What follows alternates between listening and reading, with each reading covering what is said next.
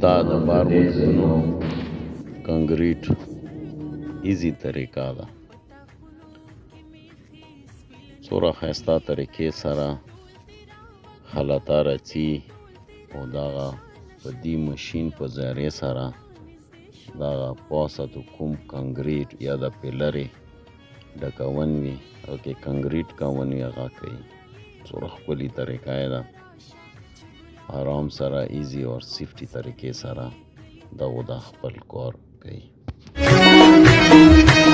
پښتون یې ته ښایسته یې زه د سترګو نه ویرېږم په تا خونو